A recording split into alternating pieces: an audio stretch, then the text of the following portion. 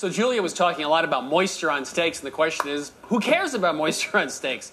Well, the reason is you put it on a grill, and while there's moisture on steak or chicken or anything else, the surface temperature will not go above the boiling point of water, which is 212. Unless it gets hotter than that, it's not going to be crusty, and you're not going to get flavor development. So we have to get rid of the moisture. Here are the things that happens. First of all, freezer is very low humidity. Think of a cold day in, let's say, February out here. 10% humidity in the winters. Your skin gets dry. Yeah, and so that's what happens in the freezer. Second, the cornstarch will absorb some of that moisture, which the salt is pulling out.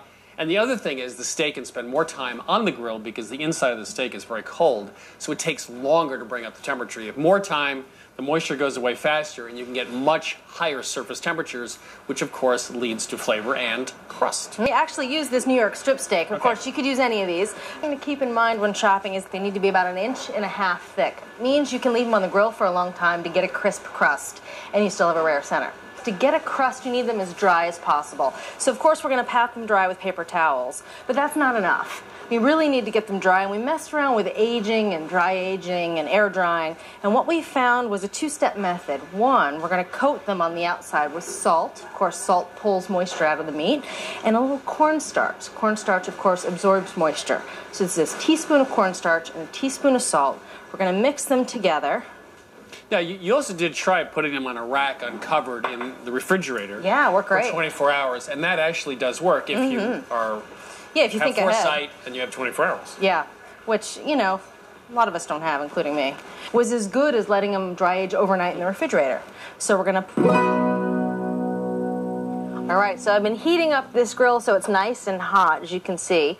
And now is the perfect time to clean it because all that junk is burned off and we can get it nice and clean before we grill the steaks. So you've been heating it on high? That's right, I've been heating it on high for about 15 minutes or so. And then, as always, we oil the grill. This is a little bit of vegetable oil and a wad of paper towels and a pair of long tongs.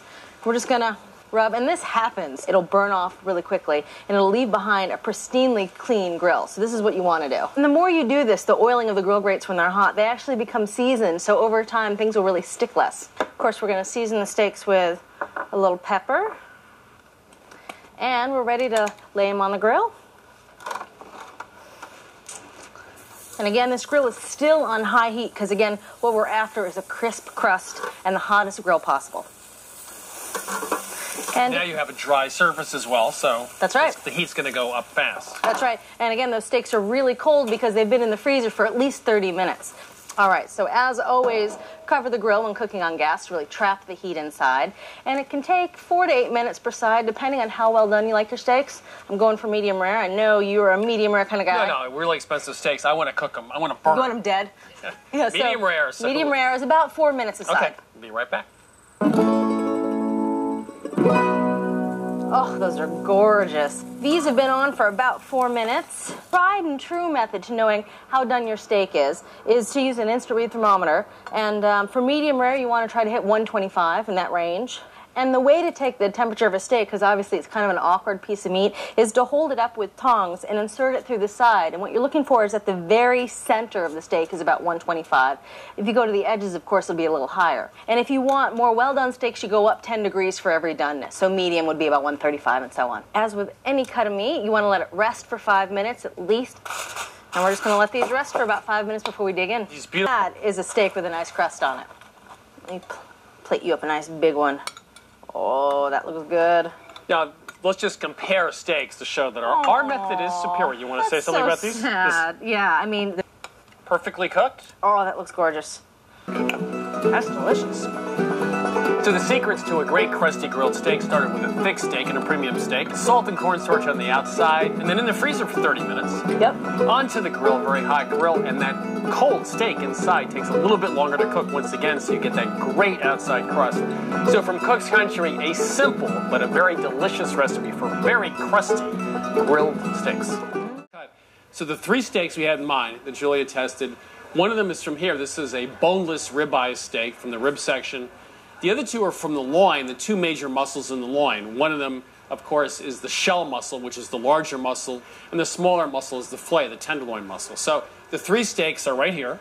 This is a boneless ribeye steak. Also known as a Delmonico steak. Very good. And this is filet mignon. This is the tenderloin muscle. Right. Slice out of that. And this is called a strip steak, or near a strip steak. And that is the shell muscle. As I said, the two muscles in the loin. This is the small one, the tenderloin. This is the shell muscle. Which, if you like a great, crusty grilled steak, well, you'd have to go back in time all the way to the 1700s in London, when chop houses were all the rage, and they cooked their meat over very hot charcoal. Now, fast forward to Boston and New York in the 1880s, and chop houses or steak houses are also very popular. And now they're cooking over something else. They're cooking over coke, which is a form of coal, but it heats up to a much higher temperature. And that's how they got that great crust. So Gage and Tollner, for example, from the 1880s, became very popular for that reason. Now, even today with steakhouses in New York, like Peter Luger, for example, they use gas grills, and they put out a huge amount of heat, 30,000 BTUs or more. So let's go into the kitchen with Julia, and we're going to use a standard backyard gas grill and figure out how to make a great crusty grilled steak at home.